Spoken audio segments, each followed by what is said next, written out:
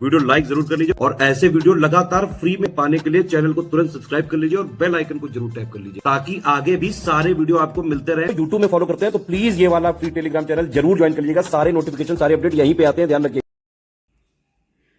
दोस्तों, स्वागत है आपका स्टडी फॉर सिविल सर्विसेज में। भारत में गरीबी की स्थिति को हम देखने वाले हैं, लेकिन सबसे पहले ये जानेंगे कि गरीबी होती क्या है, यानी परिभाषा। उसके बाद तब गरीबी के प्रकार देखेंगे, उससे संबंधित जितनी भी समितियां, कार्यक्रम इत्यादि हैं जो कि सरकार प्रायः चलाती है गरीबी उन्मूलन के लिए, लेकिन वास्तव में उन्मूलन आज तक नहीं हो पाया है। यही हकीकत है। आर्थिक असमानता अभी भी अपने देश में बहुत ज़्यादा है, तो इसलिए ये जानना आवश्यक हो जाता है कि गरीबी असल में क्या है और इसे मिटाने के क्या मायने हो सकते हैं या इसे नापने के क्या मानदंड हैं। सबसे पहले तो नापने का तरीका। तो इन्हीं सब मुद्दों पर आधारित ये हमारा पूरा वीडियो है, इसे ध्यान से देखिएगा। ये बाइलिंगुअल है, दोनों भाषाओं में आपको लिखा हुआ दिखाई देगा। अपनी सुविधा अनुसार आप माध्यम का चयन करके देख सकते हैं।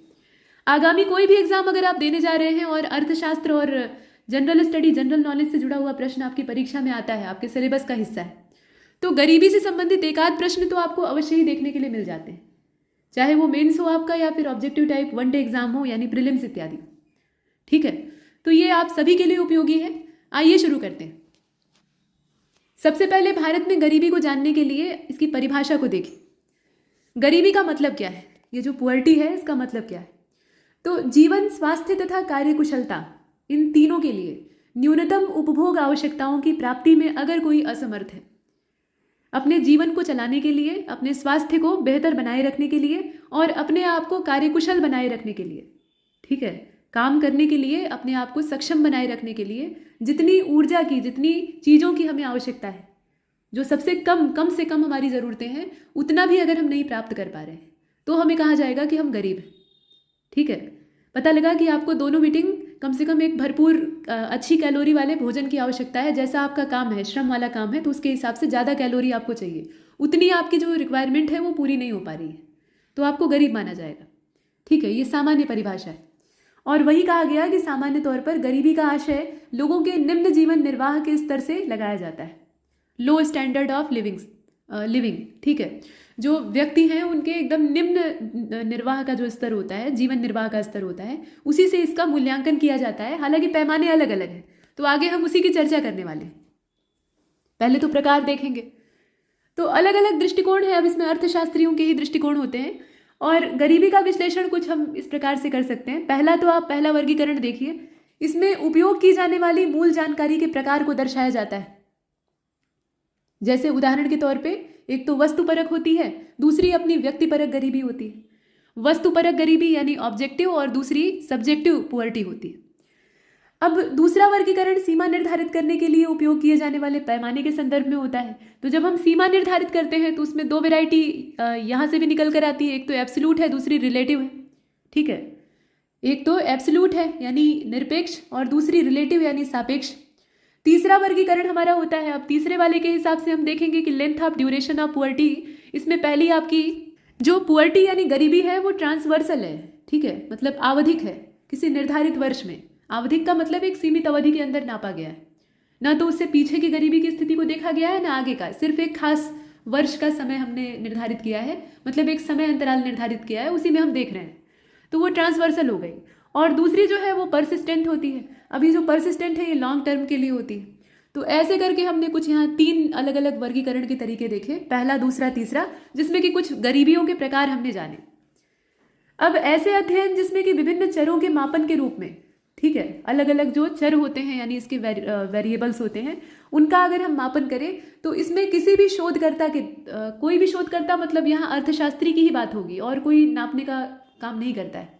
ठीक है, तो किसी शोधकर्ता द्वारा सीधे इकट्ठी की गई जानकारी का इस्तेमाल किया जाता है और वस्तुपरक गरीबी जो है उसका अध्ययन इसी प्रकार से होता है।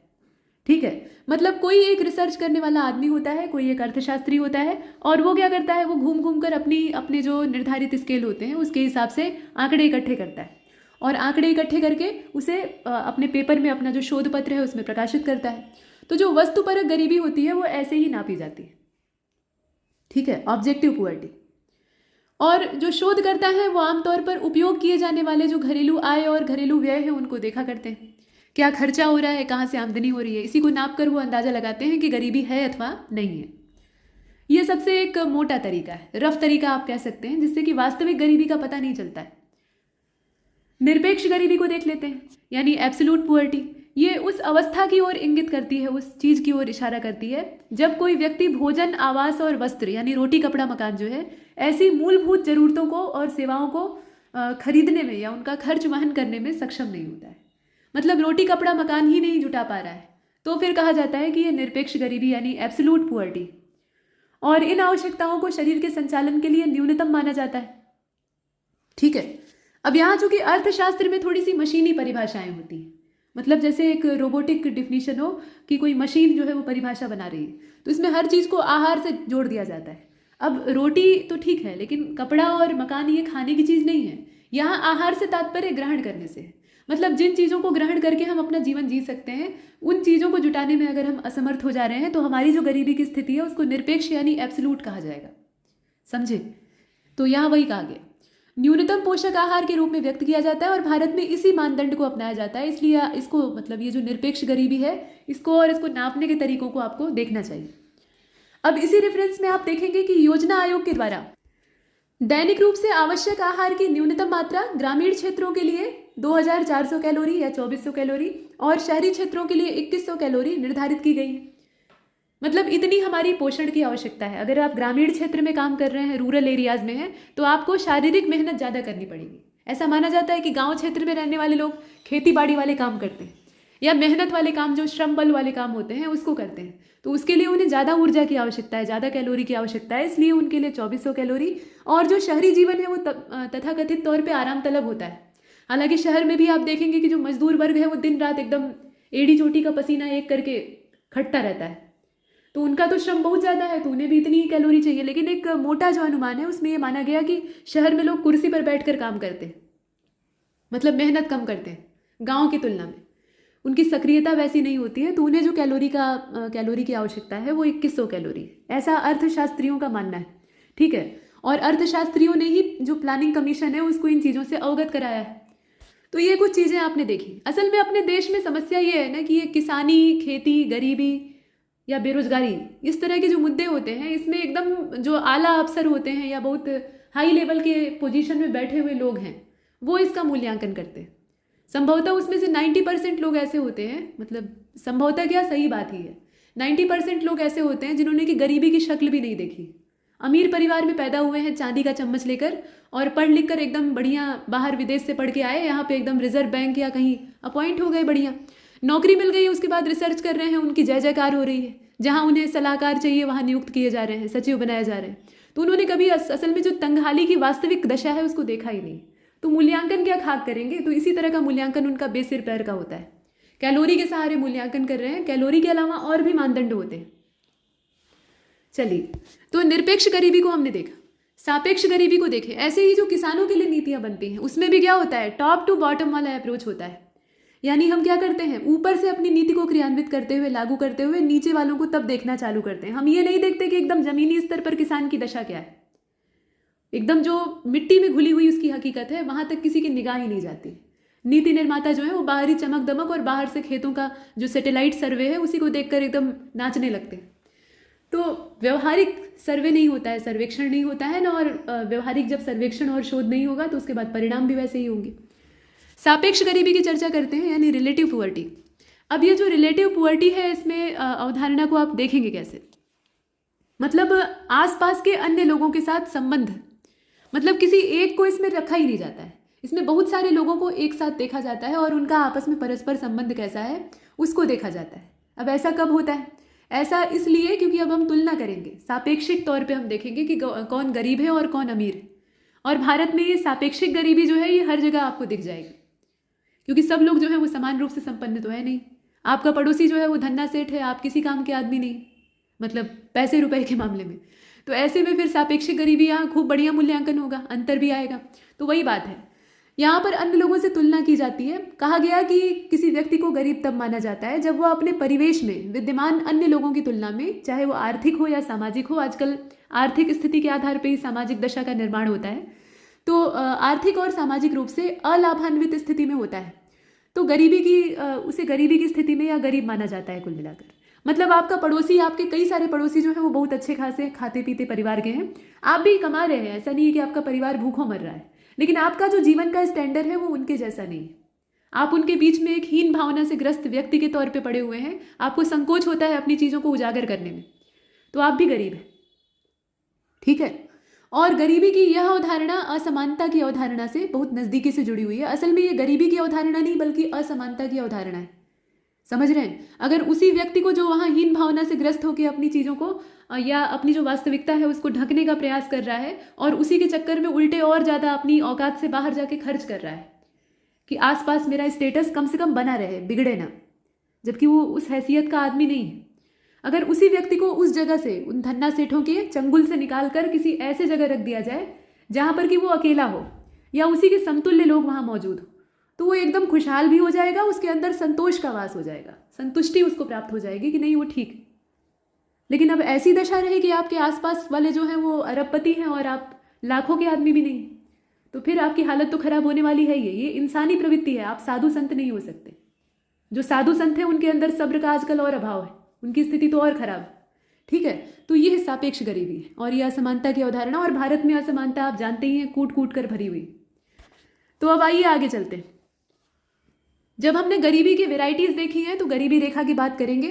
अब ये जो पुअर्टी लाइन है इसको व्यक्त कैसे किया जाता है? तो व्यक्त किया जाता है व्यक्तियों से, क्योंकि आदमी ही गरीब होगा और कोई जीव जंतु गरीब नहीं होता। जीव जंतुओं में कोई गरीब या अमीर नहीं होता, हाँ ताकतवर और कमजोर होते हैं। तो गरीबी रेखा वह रेखा है जो कि प्रति व्यक्ति औसत मासिक व्यय को व्यक्त करती है। महीने में आप कितना खर्चा कर रहे हैं औसत, उसी के आधार पर इस गरीबी रेखा को तय किया जाता है। ठीक है, और ये खर्चा कैसा है? तो ये अपने शौक के लिए या अपने उपभोग के लिए नहीं है, बल्कि ये वो मासिक खर्च है जो कि आप अपनी न्यूनतम आवश्यकताओं को पूरा करने के लिए कर सकते हैं। कम से कम उतना आप अपनी आवश्यकताओं पे खर्च कर रहे हैं जितने से कि आपका काम निकल जाए, न उससे ज़्यादा न उससे कम। ये नहीं कि आप मनमानी शॉपिंग कर रहे हैं, आप सिर्फ उतनी ही खरीदारी कर रहे हैं या उतना ही पैसा खर्च कर रहे हैं जितने से कि आपका एक महीने में गुजारा हो सके। ठीक है, और इसी खर्चे को देखकर यह तय किया जाता है कि गरीबी रेखा के आप इस पार हैं कि उस पार। तो योजना आयोग ने देश में निर्धनता को मापने के लिए, ये एक फैक्ट है, ध्यान दीजिएगा, योजना आयोग ने देश में निर्धनता को नापने के लिए, गरीबी को नापने के लिए डीटी लकड़ावाला, नाम इनका काफ़ी बढ़िया है और आपने हजारों बार पढ़ा भी होगा, तो लकड़ावाला की अध्यक्षता में एक कमेटी का गठन किया था। ये समय था 1989 का। 1989 से लकड़ावाला साहब जो है वो इस काम में जुटे और उसके बाद 1993 में इस विशेषज्ञ दल के द्वारा अपनी रिपोर्ट सबमिट की गई। ठीक है, अब इसका उद्देश्य क्या था? देश में निर्धनता को नापिए, पुअर्टी को मेजर करके बताइए देश में कि क्या हालचाल। तो डीटी लकड़ावाला ने अपना सर्वे का काम किया और गरीबी रेखा का निर्धारण आय तथा उपभोग के रूप में किया जाता है। आय और उपभोग यानी जो इनकम है और कंज्यूमशन है, दोनों के रूप में किया जाता है। किसी एक को लेकर हम जो पुअर्टी लाइन है उसको डिसाइड नहीं कर सकते या उसके बारे में नहीं बता सकते, दोनों हमें देखना होता है। लेकिन अगर आय की तुलना में खर्चा ज़्यादा है, अब यहाँ उसको दूसरे ढंग से कहा गया है कि आय की तुलना में उपभोग गरीबी रेखा की सीमा निर्धारित करने का एक बेहतर मापदंड है। मतलब ये कि आप कमा कितना रहे हैं और आप खर्चा कितना कर रहे हैं। जितना कमा रहे हैं उसका एक बड़ा हिस्सा अगर आप खर्च कर दे रहे हैं, बचत नहीं कर पा रहे हैं, तो भी आप गरीब हैं। ठीक है, पता लगा आप कमा रहे हैं 40,000 या 20,000 या 50,000, मतलब एक औसत कमा रहे हैं आज की महंगाई के समय में जो एक रेंज है, और उतना पूरा आपके घर की ज़रूरतों में खर्च हो जा रहा है, आप पैसा उड़ा नहीं रहे हैं। मतलब जो घर की आवश्यकताएं हैं और जो भी ईएमआई और लोन और जो कुछ आप मतलब आम आदमी दैनिक जीवन में लेता है, तो वो सब पूरा करते करते पूरी जो सैलरी आपकी है या पूरी जो कमाई है वो एक महीने में चली जा रही है, आप बचत नहीं कर पा रहे हैं, तो भी आप गरीब हैं। ठीक है, क्योंकि बचत का अभाव आदमी को असुरक्षित करता है। शारीरिक रूप से वो असुरक्षित हो या ना हो, बचत नहीं किया है, मान लीजिए कोई इमरजेंसी आई तो किसी से सहयोग मिल गया, तो वो सहयोग मिलेगा या नहीं मिलेगा वो अनिश्चय की स्थिति उसके दिमाग में हमेशा डामाडोल बना रहता है कि अगर कोई इमरजेंसी आ गई तो हम करेंगे क्या? कमाने खाने भर तो ठीक चल रहा है लेकिन बच कुछ नहीं रहा है, तो हमारे पास कोई सेविंग नहीं है, तो भविष्य के लिए कोई योजना ही नहीं है, तो वो वैसे ही अंदर से डरा रहेगा। ठीक है, तो वो मानसिक रूप से तो गरीब ही है और तात्कालिक तौर पर भी है, ये भी बात है। तो वही चीज़ है। और उपभोग से संबंधित व्यापक आंकड़े उपलब्ध हैं और उपलब्ध रहते भी हैं, वो तो सरकार पता लगाती रहती है कंज्यूमशन के बारे में। अब यहाँ देखिए, भारत में गरीबी रेखा का निर्धारण करने के लिए उपभोग की सीमा को आधार बनाया जाता है, यानी कंज्यूमशन का जो लिमिट है उसको हम इसमें आधार बनाते हैं, आप कितना ज़्यादा उपभोग कर रहे हैं। और विश्व बैंक जो है वो आय के आधार पर गरीबी रेखा को निर्धारित करता है, जिसे कि डॉलर पुअर्टी लाइन कहा जाता है। तो हर देश की अपनी अपनी गरीबी है, ठीक है, हर देश में गरीब होते हैं। ऐसा नहीं है कि जो विकसित देश हैं, अमेरिका और धन्ना सेठ टाइप के जो देश हैं, वहाँ गरीब नहीं है, वहाँ भी फुटपाथ पर रहने वालों की तादाद है, ठीक है। तो हर देश की गरीबी की स्थिति अलग अलग है, गरीबों की वैरायटी और गरीबी का जो तरीका है वो अलग अलग है, समझ रहे हैं। तो इसीलिए मानदंड भी भिन्न होते हैं। तो भारत जैसे देश के लिए बढ़िया तरीका है कि आप कमा कितना रहे हैं और खर्चा कितना कर रहे हैं, दोनों में संतुलन है या नहीं। ऐसा तो नहीं है कि आमदनी 98 और खर्चा रुपया। अब यहाँ पर बात करेंगे गरीबी उन्मूलन कार्यक्रम की, क्योंकि इतना सब पढ़ने के बाद एक चीज़ तो क्लियर हो गई कि भारत में गरीबी कूट कूट कर भरी हुई है। आर्थिक असमानता का कुछ पूछना ही नहीं है। एक वर्ग जो है जो कि बहुत थोड़ा सा है, मतलब 100% अगर मान लिया जाए तो उसका सिर्फ 2% या और कम कर दीजिए 1% ऐसे लोग हैं जिनके पास इफरात पैसा है, उन्हें समझ में ही नहीं आता कहाँ खर्च करना है, ठीक है। इसीलिए मनमाना जहाँ मन किया वहाँ उड़ाते रहते हैं। तो एक वैरायटी वो है। और बाकी 98-99% आबादी जो है वो इतनी गरीब है। इतनी गरीब का मतलब एकदम भूखों मरने के लाले पड़े हुए हैं, ऐसा नहीं। मतलब इस कदर गरीब है कि वो अपनी इज्जत ढकने में ही परेशान रहती है। ऐसा नहीं है कि वो खाए बिना मर रही है, खाने के लिए तो ठीक है, लेकिन अपनी सामाजिक दशा को ठीक रखने के लिए जो कहा जाता है ना मिडिल क्लास अप्रोच, तो उसमें अपनी इज्जत बचाने में ही मरे जाते हैं। उसको गाँव में एक कहावत उसके लिए कही जाती है, लाज की बुढ़िया। लाज की बुढ़िया या लाज की गुड़िया, जो आप कहें, अपने गांव में बुढ़िया कहा जाता है। तो ये लाज की बुढ़िया बने रहते हैं, मतलब कुछ कह भी नहीं पाते। ये कहावत जो है एक ऐसी बूढ़ी औरत पे बनी हुई है जिसका सामर्थ्य घट गया था, लेकिन वो अपने सामर्थ्य मतलब घटते हुई सामर्थ्य या अपनी कमजोरी को जाहिर नहीं करना चाहती थी। तो उसको जो काम करने के लिए कहता था उसके बेटे बहू उसको करने के लिए तैयार हो जाती थी। अब शरीर उसका साथ देता नहीं था तो परेशान होती थी। वही हालत यहाँ मिडिल क्लास की है। मिडिल क्लास के पास उतना पैसा नहीं है, आसपास के लोगों को देखकर या जो धनी लोग हैं उनको देखकर स्टेटस बनाने के चक्कर में बर्बाद हुए जाते हैं। तो गरीबी तो अपने यहाँ एकदम भर भर कर है। और इसीलिए अब यहाँ पर गरीबी उन्मूलन कार्यक्रम की बात हो रही है। तो जो ये पुअर्टी को मिटाने के लिए कार्यक्रम चलते हैं, प्रोग्राम चलते हैं, गवर्नमेंट ही चलाती है ज़्यादातर। इसमें रणनीति दो तरफा होती है, दो तरीके से काम करती है। पहला तो ऐसा अवसर दिया जाता है कि विशिष्ट क्षेत्रों पर ध्यान केंद्रित करके गरीबों को विकास प्रक्रिया में भाग लेने का मौका दिया जाए, मतलब उन्हें विकसित होने का अवसर दिया जाए। और दूसरा ये कि जो गरीबी उनके पास है, मतलब ठीक है कि विकास का अवसर दिया गया तो वो तो अपना प्रयास करेंगे, लेकिन जो सरकार है, एक जनतंत्र है, जनता ने आपको प्रतिनिधि चुन के वहां तक पहुंचाया हुआ है, आप मजे ले रहे हैं वहां पे, तो आपका भी फर्ज बनता है कि जो गरीब जनता है उसके उत्थान के लिए कुछ व्यक्तिगत सहायता करे। तो सरकार अनुदान, सब्सिडी, इन सब की व्यवस्था करती है। और भी तरीके होते हैं, मुफ्त राशन बांटने का काम करती है, और भी बहुत सारे हैं, मतलब कोई एक नहीं है उसमें। तो यहाँ मूल मुद्दा यह है कि कौन कौन से प्रोग्राम हैं। राष्ट्रीय ग्रामीण रोजगार गारंटी विधेयक, ये 2004 का है। संसद में ये 2004 में एकदम ठंडी में साल के अंत में पेश किया गया था। और यहाँ आप देख रहे हैं, अब गरीबी उन्मूलन और रोजगार सृजन के लिए जो सेवा कार्यक्रम है उनका एक एक करके विवरण दिया हुआ है। ये एक फैक्ट था, ठीक है। इसमें अब आगे इसमें कुछ अपेक्षा मत रखिएगा, अभी तो विस्तार से देखना ही है। विस्तार से का मतलब जितने कार्यक्रम हैं यहाँ सूचीबद्ध दिए हुए हैं और ये एकदम स्टार्टिंग से शुरू किए गए हैं। तो स्वर्ण जयंती ग्राम स्वरोजगार योजना से ही शुरू करते हैं। 1 अप्रैल 1999 ये जो तारीख है, यहाँ से ये शुरू की गई योजना है। और उद्देश्य था बैंक ऋण और सरकारी अनुदान, दो चीज़ें इसमें कही गई, एक तो बैंक का लोन और दूसरा सरकारी अनुदान। इन दोनों के सहायता से, दोनों का मिश्रण, उसके माध्यम से सहायता प्राप्त गरीब परिवारों को स्वयं सहायता समूहों यानी जो सेल्फ हेल्प ग्रुप होते हैं उनमें संगठित करके गरीबी रेखा से ऊपर लाया जाए। इसमें दो सहारे थे, एक तो लोन था और दूसरा अनुदान था। समय याद रखिएगा, समय पूछा जाता है, ठीक है। कई बार लिस्ट मिलाने के लिए दे दिया जाता है जो पुरानी योजनाएं होती। इसके पश्चात अगली योजना है प्रधानमंत्री ग्रामोदय योजना। इसे लॉन्च किया गया था 2000-2001 वाला जो बजट सत्र था उस समय। और इसमें प्राथमिक स्वास्थ्य, प्राथमिक शिक्षा, ग्रामीण आश्रय, ग्रामीण पेयजल, पोषण, विद्युतीकरण, मतलब गांव के क्षेत्र में जितनी भी जीवन जीने के लिए बुनियादी आवश्यकताएं चाहिए, साफ सुथरा पानी या फिर स्वच्छ वातावरण, प्राथमिक स्वास्थ्य, आपका स्वास्थ्य केंद्र वहाँ पर हो, आप कोई बीमारी हो तो आपको सहायता मिल सके। इसके अलावा पोषण संबंधी आपकी आवश्यकता पूरी हो सके, वहाँ पे इलेक्ट्रिफिकेशन पूरा 100% नहीं भी तो काम भर हो, ठीक है। तो इस तरह की जो बुनियादी ज़रूरतें होती हैं, बुनियादी ढांचे होते हैं, उनके विकास के लिए यहाँ पर ये राज्यों और केंद्र शासित प्रदेशों को अतिरिक्त केंद्रीय सहायता के आवंटन की परिकल्पना थी, ठीक है। केंद्र यहाँ इस मामले में सहायता करेगा उन राज्यों की और उन केंद्र शासित प्रदेशों की। तो इस प्रोग्राम का समय याद रखिएगा, सन 2000-2001, ठीक है। इसके बाद आप देखें न्यूनतम आवश्यकता कार्यक्रम, मिनिमम नीड्स प्रोग्राम इसको कहा जाता है, या MNP आप कह सकते हैं शॉर्टकट। कुल मिलाकर इसमें कहा गया कि मिनिमम नीड्स प्रोग्राम जो है, जैसा नाम है वैसा ही काम, इसमें ज़्यादातर चीज़ें नाम से स्पष्ट हो जाती हैं। तो कुछ आधारभूत न्यूनतम आवश्यकताओं को पूरा करने के लिए इस प्रोग्राम को लाया गया था। और ख़ास बात यह है कि जो 5वीं पंचवर्षीय योजना थी 1974 से लेकर 78, उसके पहले वर्ष में शुरुआत में ही इस कार्यक्रम को शुरू किया गया था। ठीक है, तो ये 5वीं पंचवर्षीय योजना में आया है, ऐसा पूछा जाता है कौन से 5 ईयर प्लान में या किस समय इसको लॉन्च किया गया था।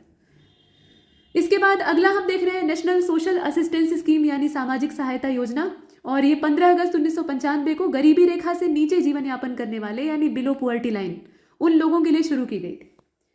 अगला प्रोग्राम अपना है सामूहिक जीवन बीमा योजना। ये बीमा कार्यक्रम है, नाम से स्पष्ट है, और ग्रामीण क्षेत्रों के लिए इसको शुरू किया गया था 1995-96 में।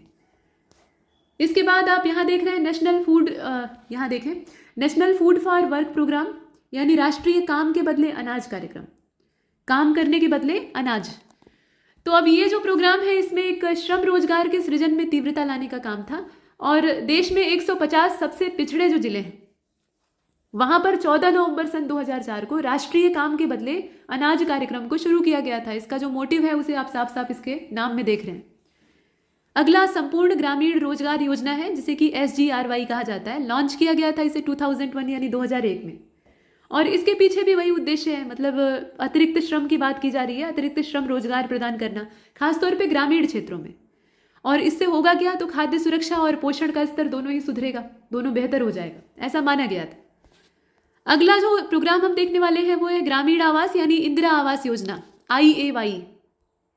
ठीक है, अब ये जो इंदिरा आवास योजना है इसको मतलब ये ऑपरेशनलाइज की गई थी, समय था 1999-2000 का। ठीक है, सन 2000 मतलब ये बजट सत्र की बात की जा रही। तो इसमें गरीबों के लिए निःशुल्क घर बनाने की योजना थी, इंदिरा आवास योजना, इसे आप देख रहे हैं, निःशुल्क आवास उपलब्ध कराना। और यहाँ पर रोजगार योजना को भी आप देखें, इसको स्टार्ट किया गया था 1993 में। जो बेरोजगार युवा हैं, शिक्षित बेरोजगार हैं, उनको आर्थिक रूप से व्यवहार्य गतिविधि की स्थापना के लिए स्वरोजगार के अवसर उपलब्ध कराना, ये इसका उद्देश्य था।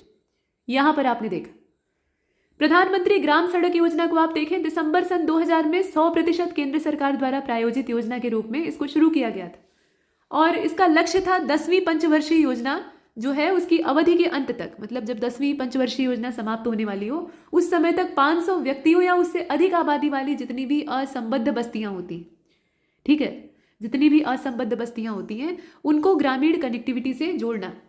ठीक है, तो ये चीज़ आप देख रहे हैं। इसमें समय ज़्यादा महत्वपूर्ण है, उद्देश्य ज़्यादा पुरानी योजनाओं के पूछे नहीं जाते हैं, उसमें आपसे ये पूछा जाता है कि ये स्कीम इस समय की है, बताइए सही दिया है या नहीं दिया है, या लिस्ट मैचिंग के लिए दिया जाता है। इसके बाद आप देख रहे हैं ये एक और प्रोग्राम है ड्रॉट प्रोन एरियाज प्रोग्राम, मतलब DPAP इसको कहा जाता है, डेजर्ट डेवलपमेंट प्रोग्राम, साथ में DDP, और इंटीग्रेटेड वेस्टलैंड डेवलपमेंट प्रोग्राम यानी IWDP, सूखा प्रवण क्षेत्र कार्यक्रम, रेगिस्तान विकास कार्यक्रम और एकीकृत बंजर भूमि विकास कार्यक्रम। तो अब इसमें 2004-05 का जो समय था, सत्र था, उस समय ये सारे कार्यक्रम क्रियान्वित किए गए थे। बंजर भूमि को विकास के कार्यों के लिए इस्तेमाल करना, वो इसमें मूल उद्देश्य था। इसके बाद अब आइए आगे चलें और यहाँ देखें अंत्योदय अन्न योजना को। इसे लॉन्च किया गया था दिसंबर सन 2000 में, और इसमें सार्वजनिक वितरण प्रणाली यानी जो TPDS है, ठीक है, सार्वजनिक वितरण प्रणाली यानी पब्लिक डिस्ट्रीब्यूशन सिस्टम टारगेटेड, ठीक है। तो ये जो TPDS था यानी PDS आप सीधे सीधे कह सकते हैं, उसके अंतर्गत गरीब परिवारों को गेहूं के लिए 2 रुपये प्रति किलोग्राम और चावल के लिए 3 रुपये प्रति किलोग्राम की अत्यधिक रियायती दर पे, मतलब ये पैसा काफ़ी कम है, बाजार भाव से अगर देखा जाए तो बहुत कम है, नहीं के बराबर, तो इस दर से रियायती दर पर खाद्यान्न प्रदान करने का काम किया गया था। और जारी करने का पैमाना ये 25 किलोग्राम प्रति परिवार प्रति माह के हिसाब से था, मतलब हर परिवार को 25 किलोग्राम। और 1 अप्रैल सन 2002 में इसको बढ़ाकर 35 किलोग्राम प्रति परिवार के हिसाब से कर दिया गया। तो ये सिस्टम आपने देखा। नेक्स्ट आप यहाँ पर देखें स्वर्ण जयंती शहरी रोजगार योजना को। शहरी स्वरोजगार कार्यक्रम तथा शहरी वेतन रोजगार कार्यक्रम, ये दोनों जो है ये SJSRY के 2 विशेष घटक है, मतलब इसी से जुड़े हुए हैं। एक तो अर्बन वेज एम्प्लॉयमेंट प्रोग्राम है और दूसरा आपका अर्बन सेल्फ एम्प्लॉयमेंट प्रोग्राम है, दोनों एक दूसरे से कनेक्टेड है। और दिसंबर 1997 की बात है, उस समय शहरी गरीबी उन्मूलन के लिए इन्हें कार्यान्वित किया गया था। और इनसे संबंधित जो तमाम प्रोग्राम है उनको चलाया गया था। इसके बाद वाल्मीकि अंबेडकर आवास योजना को देख रहे हैं आप नीचे, दिसंबर सन 2001 में शुरू की गई थी और इसमें जो स्लम एरिया में रहने वाले परिवार हैं, स्लम ड्वेलर्स हैं, उनके लिए आवास इकाइयों का निर्माण करना और उन्हें एक बेहतर जीवन शैली उपलब्ध कराना, यही इसका उद्देश्य था। ठीक है, तो ये सब चीज़ें आप लगातार देख रहे हैं और देख लीजिए। गरीबी की गणना के लिए अब यहाँ तक तो हमने कुछ कार्यक्रम देखे पुराने वाले, ठीक है। अब यहाँ पर हम देखने वाले हैं गरीबी की गणना के लिए विभिन्न समितियों द्वारा जो प्रस्तावित विधियाँ हैं या पद्धतियाँ हैं उनको। तो ये मेथडोलॉजी है और इसमें सबसे पहले आप देख रहे हैं कार्य समूह। अब सीधी बात गरीबी की हो रही है, अर्थव्यवस्था की हो रही है, तो इसमें योजना आयोग का नाम आएगा ही आएगा। तो योजना आयोग द्वारा गठित जो अलग अलग विशेषज्ञ समूह थे उनके हिसाब से गरीबी में रहने वाले लोगों की संख्या का अनुमान लगाया गया है। तो पहला इसमें कार्य समूह को यानी वर्किंग ग्रुप को आप देख रहे हैं, ये 1962 की बात है। सबसे पहले भारत में गरीबी रेखा को 1962 में न्यूनतम आवश्यकता के आधार पर निर्धारित किया गया था। ठीक है, इसका आधार क्या था? इसका आधार था न्यूनतम आवश्यकता, मिनिमम रिक्वायरमेंट। और इसमें जीवन जीने के लिए व्यक्ति के लिए जो भोजन और गैर खाद्य वस्तुएं थी, न्यूनतम आवश्यकता में भोजन तो है ही है, वो तो चाहिए ही, उसके बिना चलेगा ही नहीं। उसके अलावा जो अन्य चीज़ें जैसे कि कपड़ा और मकान, रोटी कपड़ा मकान वाला हमने देखा था ना, वही सब चीज़ें इसमें आधार बनाई गई थी। तो पहली बार ऐसा 1962 में हुआ था। इसके बाद वीएम दांडेकर और एन रथ के द्वारा एक अध्ययन किया गया था। ये दो अर्थशास्त्री हैं, 1971 का समय। तो इस पर योजना का अध्ययन आयोग द्वारा नहीं किया गया था और न कराया गया था, मतलब आयोग इसमें सम्मिलित नहीं था, ये इनका व्यक्तिगत काम था। कई बार ऐसा होता है कि जो अर्थशास्त्री हैं वो अपने व्यक्तिगत प्रयास करते हैं तो वही चीज़ दिखाई देती। और भारत में गरीबी की रेखा की उत्पत्ति इन दो अर्थशास्त्रियों के मौलिक कार्य में निहित है। तो सबसे पहले प्रति व्यक्ति प्रतिदिन 2250 कैलोरी के न्यूनतम कैलोरी मानदंड को पूरा करने के लिए आवश्यक उपभोग स्तर इन्हीं के माध्यम से स्थापित किया गया था। ठीक है, मतलब इसमें कैलोरी की मात्रा निर्धारित करने वाला जो काम है वो पहली बार संभवतः किया गया था। और वाई के अलग की अध्यक्षता में आप देखेंगे कि न्यूनतम आवश्यकताओं पर प्रभावी उपयोग मांग के लिए अनुमान यानी जो projections of minimum needs and effective consumption demand headed by doctor Y K Alagh, ये जो टास्क फोर्स गठित की गई थी, तो इस टास्क फोर्स को गठित करने का समय है 1979 का यानी 1979 का। अब इसमें जो दृष्टिकोण था, इनका जो अप्रोच है, उसमें ये कहा गया कि पहली बार गरीबी की मतलब जो इनका अप्रोच था वाई के अलग का, इनका नाम याद रखिएगा, समय याद रखिएगा। तो इनके अप्रोच के हिसाब से गरीबी की गणना का काम जो है वो शुरू होता है। तो आगे उसी के बारे में दिया हुआ है, गरीबी रेखा को ग्रामीण क्षेत्रों में प्रति व्यक्ति, यहाँ भी कैलोरी की ही बात हो रही है, तो गरीबी रेखा को ग्रामीण क्षेत्रों में प्रति व्यक्ति 2400 कैलोरी प्रतिदिन और शहरी क्षेत्रों में 2100 कैलोरी प्रतिदिन, ये दोनों याद रखिएगा। इस औसत आवश्यकता को पूरा करने के लिए उपभोग व्यय के स्तर के रूप में परिभाषित किया गया। मतलब इतनी कैलोरी की आवश्यकता है गांव के क्षेत्र में और इतनी शहर के क्षेत्र में। अगर इतनी पूरी नहीं हो रही, इतनी आवश्यकता जो है ये फुलफिल नहीं हो रही है, तो ऐसी स्थिति में आपको गरीब माना जाएगा। इसके बाद लकड़ा वाला समूह का अपना डाटा था। तो इनकी जो एक्सपर्ट ग्रुप की रिपोर्ट थी ये 1993 का है। इसमें यह कहा गया कि पहली चीज़ तो ये कि गरीबी रेखा को फिर से परिभाषित नहीं किया गया। इसमें न्यूनतम पोषण स्तर जो है उसकी आवश्यकताओं के आधार पर राष्ट्रीय स्तर पर अलग समिति के द्वारा, जो वाई के अलग का हमने पीछे देखा था, तो अलग समिति के द्वारा अनुशंसित अलग अलग ग्रामीण और शहरी गरीबी रेखाओं को बरकरार रखा गया। मतलब पीछे वाला जो ये कॉन्सेप्ट था इसी को इसमें आधार बनाया गया, इसमें कुछ नया नहीं। ठीक है, ये चीज़ आपने देखी। इसके बाद अब तेंदुलकर समिति आती है। तेंदुलकर एक्सपर्ट ग्रुप या तेंदुलकर कमेटी जो भी आप कहिए, ये 2009 की है। गरीबी को मापने के तरीकों में अनेक बदलाव का सुझाव यहाँ पर दिया गया और ये काफ़ी खास। तो ये जो सर्वल चेंजेस इसमें लाने का सजेशन दिया गया था, इस समिति ने 1979 में यानी 1979 में और उसके बाद ज़्यादातर 1979 के बाद के ही आंकड़े हैं, सभी गरीबी अनुमानों में उपयोग किए जाने वाले कैलोरी मापदंडों से। कैलोरी का पैमाना हमने इस्तेमाल किया था, पीछे आपने वाई के अलग का देखा था। तो कैलोरी मानदंडों से गरीबी रेखा को आधार बनाने की बजाय पोषण संबंधी परिणामों की ओर इसे ले जाने की सिफारिश की। मतलब पोषण की आवश्यकता आपकी पूरी हो रही है या नहीं, इस बात पर फोकस किया जाए। और ग्रामीण और शहरी रेखाएं जो है, मतलब ग्रामीण और शहरी क्षेत्र की जो गरीबी रेखाएं हैं, उनके लिए दो अलग अलग गरीबी रेखा बास्केट बनाने की बजाय इस समिति ने क्या किया, एक समान अखिल भारतीय शहरी पीएलबी की सिफारिश की थी।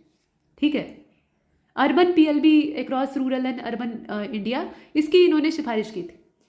और तेंदुलकर समिति ने यह भी कहा कि गरीबी का मूल्यांकन करते समय स्वास्थ्य और शिक्षा, ठीक है, हेल्थ और एजुकेशन, इस पर जो खर्चा होता है उसको भी शामिल किया जाए। सिर्फ खाना और जीना ही पर्याप्त नहीं है, आपके पास एक शिक्षा ग्रहण करने का सामर्थ्य होना चाहिए। मतलब शिक्षा ग्रहण करने के लिए आपके पास पर्याप्त सामर्थ्य होना चाहिए। और अगर आप बीमार पड़ते हैं, बीमार जीवन में कभी न कभी तो पड़ेंगे, तो बीमार पड़ते हैं तो आप इलाज कराने में सक्षम हो, इतना आपके पास सामर्थ्य होना चाहिए।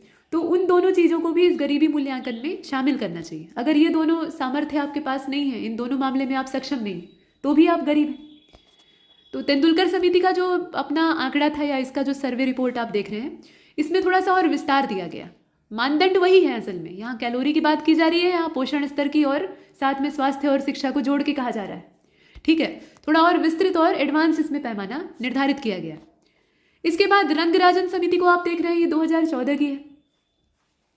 अब इनका जो दृष्टिकोण है, इसमें कहा गया कि भारत जो कि बदलते हुए समय के साथ बदल रहा है, तो इसमें लोगों की आकांक्षाओं के साथ वर्ष 2012 में जो रंगराजन समिति स्थापित होती है, तो इसमें यह कहा जाता है कि अब समय के बदलाव के साथ जो मानदंड हैं उनमें भी थोड़े फेरबदल की आवश्यकता है। और अखिल भारतीय ग्रामीण और शहरी गरीबी रेखा, ठीक है, इनका अलग अलग वर्गीकरण अपनाने और इनसे राज्य स्तरीय ग्रामीण और शहरी अनुमान प्राप्त करने की प्रथा जो है उसको फिर से आरंभ किया जाना चाहिए।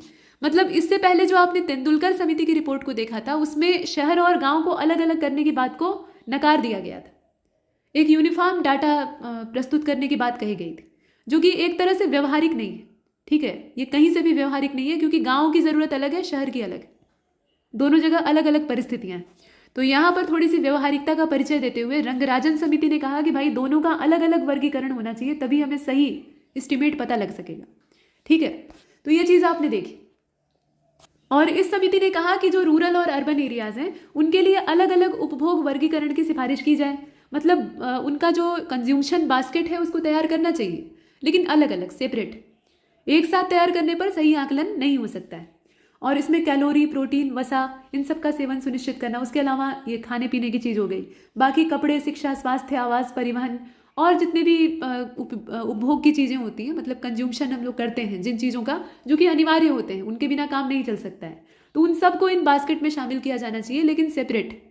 मतलब अर्बन एरिया का अलग बनना चाहिए, रूरल एरिया का अलग बनना चाहिए। ऐसी रंगराजन समिति की रिपोर्ट में रिकमेंडेशन की गई थी। अब यहाँ नीति आयोग का, योजना आयोग का अस्तित्व समाप्त हुआ, उसके बाद नीति आयोग आया उसके स्थान पे। तो नीति आयोग की जो अपनी रिपोर्ट है, ये 2023 में राष्ट्रीय बहुआयामी गरीबी सूचकांक प्रगति समीक्षा रिपोर्ट के नाम से जानी गई। ठीक है, national multi dimensional poverty index, ये एक प्रोग्रेस रिव्यू था। तो राष्ट्रीय परिवार स्वास्थ्य सर्वेक्षण, नेशनल फैमिली हेल्थ सर्वे इसको कहा जाता है, और इसका जो 5वां संस्करण था उसी के आधार पर, और 5वां संस्करण यानी 2019 से लेकर 21 के बीच का, उसके आधार पर इस रिपोर्ट को तैयार किया गया था। और राष्ट्रीय बहुआयामी गरीबी सूचकांक यानी national multi dimensional poverty index, उसका ये दूसरा संस्करण। तो MPI यानी ये जो गरीबी सूचकांक आपका है, इसका फर्स्ट एडिशन जारी किया गया था 2021 में, और ये दूसरा वाला जारी किया गया।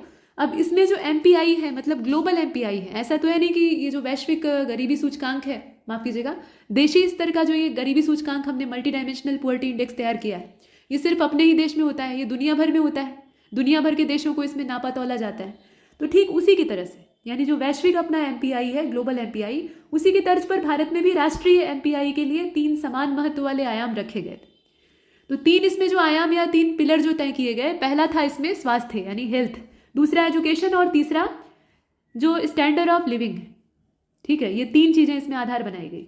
और इसके अलावा 12 इंडिकेटर जो कि इन्हीं क्षेत्रों से जुड़े हुए थे, वो इसमें शामिल किए गए, और इन्हीं के आधार पर परखा गया कि मल्टी डायमेंशनल पुअर्टी इंडेक्स में किसको कहाँ पर होना चाहिए। अब 2015-16 का जो सत्र था, वहां से लेकर 2019 और 21 के बीच में 13.5 करोड़ लोग 13.5 करोड़ लोग जो हैं, ये बहुआयामी गरीबी से मुक्त हो गए, ऐसा यहाँ रिकॉर्ड कहता है।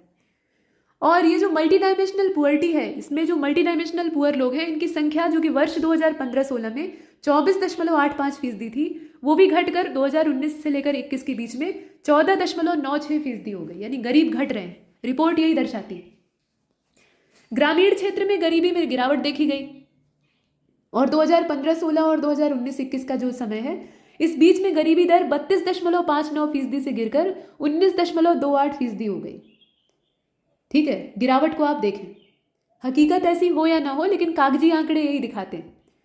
और इस अवधि में शहरी क्षेत्रों में गरीबी दर 8.65% से घटकर 5.27% हो गई। ठीक है, तो दावा तो बहुत ही चमत्कारी है। ऐसा लगता है कि गरीब बहुत तेजी से घट रहे हैं, लेकिन स्थिति असल में वैसी नहीं। हकीकत जो है वो इससे कहीं ज़्यादा भिन्न है। अब इसमें कई सारे काम या कारण हो सकते हैं। या तो राजनीतिक जो लीडर्स हैं वो अपनी महत्वाकांक्षा में अपनी कमियों को नहीं दिखाना चाहते, ये वजह हो सकती है। अपनी अपनी कमियों पर पर्दा डालने का प्रयास कर रहे हैं रिपोर्ट्स के माध्यम से। और नहीं तो दूसरी वजह ये हो सकती है कि जो नापने के लिए हमने स्टैंडर्ड तैयार किए हुए हैं या जो पैमाना तैयार किया गया है वो हमारे समाज और हमारे समाज की व्यवस्था में ठीक नहीं बैठता है, तो वो सही तरीके से मूल्यांकन कर नहीं पा रहा है। अब इस दोनों में से कुछ भी हो सकता है, लेकिन ये सही आकलन है नहीं। लेकिन फिलहाल आपको परीक्षा के लिए इसी को दिमाग में रखना है। तर्क करने के लिए वैसे बहुत सारी चीज़ें।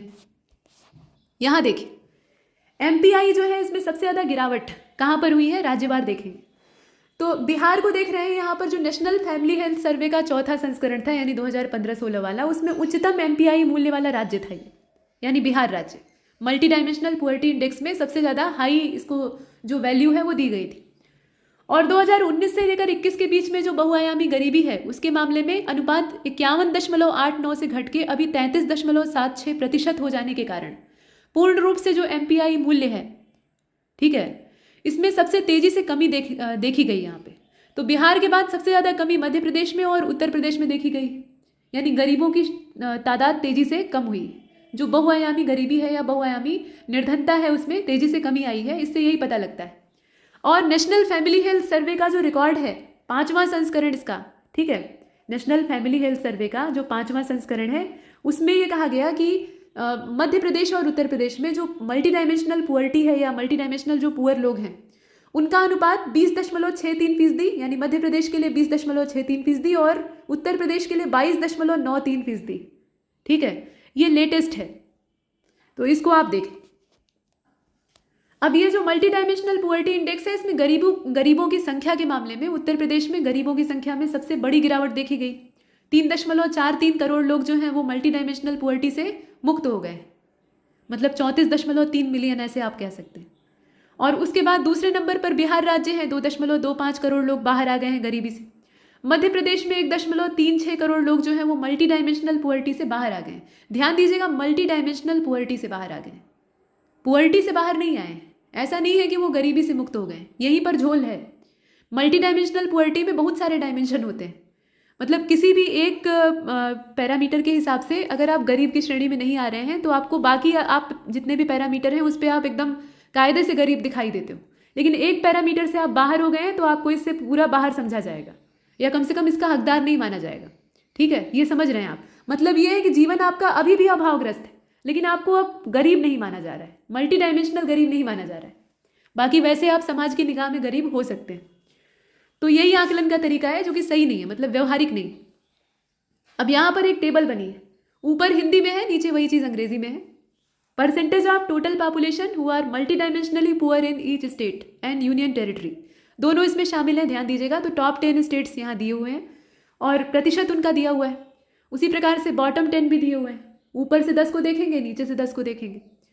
तो टॉप 10 में सबसे ऊपर बिहार 33.76% में दिया है, ध्यान दीजिएगा। झारखंड उसके बाद 28.81, मेघालय 27.79, उत्तर प्रदेश चौथे स्थान पे, ठीक है, 22.93%। अब एक बार नीचे चलते हैं। मध्य प्रदेश 5वें स्थान पे 20.63, असम 19.35 छठवें स्थान पे, 7वें स्थान पर छत्तीसगढ़ 16.37, ओडिशा 8वें स्थान पे 15.68, नागालैंड 9वें स्थान पे 15.43, राजस्थान 10वें स्थान पे 15.31। ठीक है, तो ये टॉप 10 आपने देखे। उसके बाद अब बॉटम 10 को भी देख लीजिए। मल्टी डायमेंशनली पुअर लोगों की तादाद के मामले में सबसे कम तादाद कहाँ पर है, तो सबसे ऊपर इसमें केरल है, यहाँ सबसे कम है। कितने हैं, तो 0.55।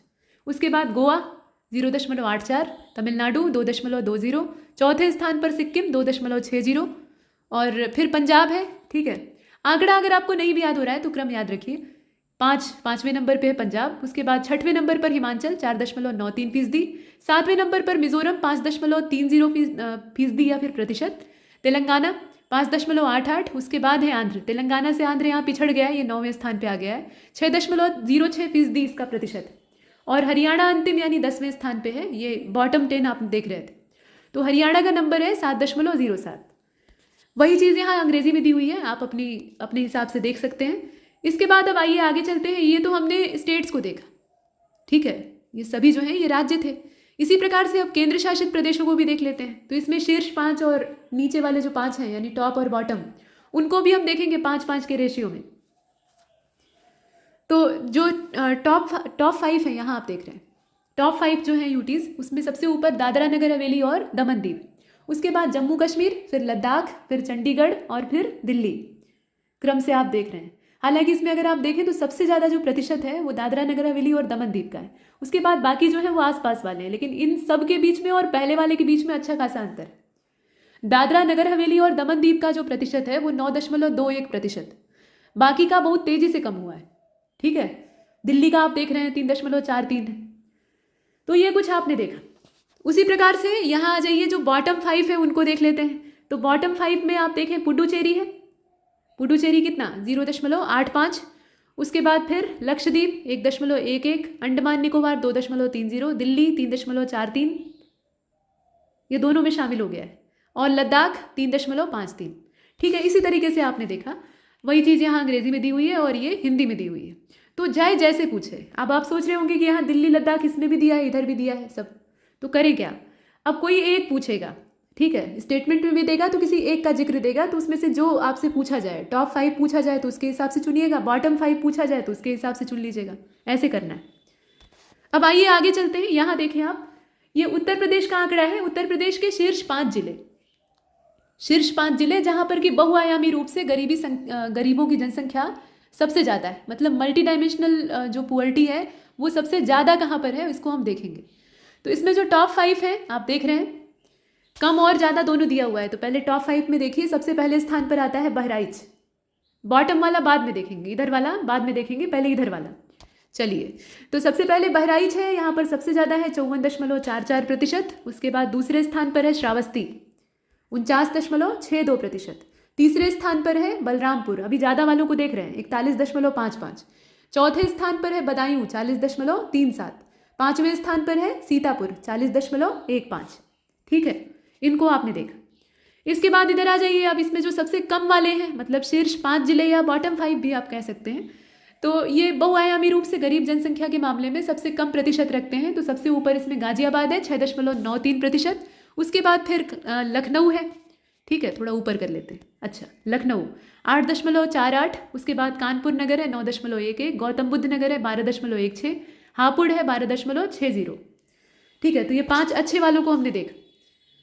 अब यहाँ पर उत्तर प्रदेश के शीर्ष 3 जिलों को हम देखने वाले हैं, जो कि 2015-16 का जो समय था वहाँ से 19-21 के बीच में बहुआयामी रूप से गरीब जनसंख्या के प्रतिशत के रूप में सबसे ज़्यादा कमी दर्ज की है, ठीक है। सबसे ज़्यादा कमी कहाँ पर आई है, सबसे ज़्यादा घटा कहाँ पर है ये प्रतिशत, ये आपको देखना है। तो ऐसे जो 3 हैं उनको यहाँ शुरुआत में दिया हुआ है, और सबसे कम कहाँ पर जो मल्टी डायमेंशनल पुअर्टी है उसमें कमी आई है उसको भी देखेंगे साथ में। लेकिन सबसे पहले जहाँ ज़्यादा कमी आई है उसको देखते हैं। तो ये 3 है। महाराजगंज में सबसे ज़्यादा कमी आई है -29.64, माइनस का मतलब है कि इतना कम हो गया है। गोंडा में -29.55 और बलरामपुर में -27.90। सबसे कम कहाँ पर घटा है, तो गौतम बुद्ध नगर में सबसे कम घटा है -3.01। उसके बाद लखनऊ है -3.68 और तीसरे स्थान पर है झांसी -5.03। वही चीज़ यहाँ अंग्रेजी में दी हुई, ठीक है। अब आइए आगे चलते हैं। नीति आयोग की जो बहुआयामी निर्धनता रिपोर्ट है 2023 वाली, उसके हिसाब से उत्तर प्रदेश के लोग किस संकेतक से सबसे ज़्यादा वंचित हैं। कई सारे उसमें इंडिकेटर्स होते हैं, तो कौन सा इंडिकेटर है, तो ये हाउसिंग है। आवास बहुत सारे लोगों के पास अभी भी नहीं। और नीति आयोग की ये जो बहुआयामी निर्धनता रिपोर्ट यानी मल्टी डायमेंशनल पुअर्टी रिपोर्ट 2023 है, इसमें सबसे ज़्यादा सुधार कौन से इंडिकेटर में देखा गया है, तो जो मैक्सिमम इंप्रूवमेंट देखा गया है वो सैनिटेशन में यानी स्वच्छता में देखा गया। ये 2 चीज़ें यहाँ पर पता होनी चाहिए। और यहाँ पर हमारा ये लेक्चर भी समाप्त होता है, क्योंकि पुअर्टी से संबंधित जितने भी रिकॉर्ड, जितने भी आंकड़े आवश्यक थे, परीक्षा उपयोगी थे, उन सब को हमने इसमें समेट लिया है। तो इतना ही पर्याप्त है। इतने से आपकी आगामी परीक्षाओं में पुअर्टी से संबंधित या इससे जुड़े हुए किसी भी